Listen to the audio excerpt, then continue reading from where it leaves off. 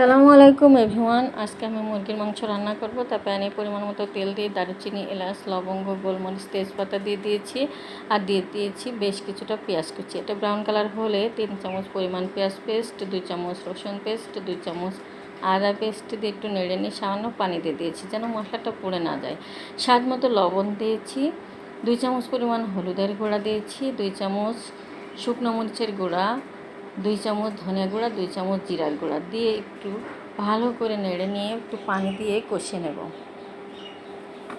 মশলাটা খুব ভালো করে কষিয়ে নিয়ে আমি মুরগির মাংসটা দিয়ে দিয়েছি, দিয়ে একটু ভালো করে নেড়ে নিয়ে ঢাকনা দিয়ে ঢেকে রেখে কষিয়ে নেব। মাঝে মাঝে নেড়ে দিয়ে একটু কষিয়ে নেব। আর যে পানিটা বের হবে এটা দিয়েই আমার কষানো হয়ে যাবে, আর কোনো পানি দেব না।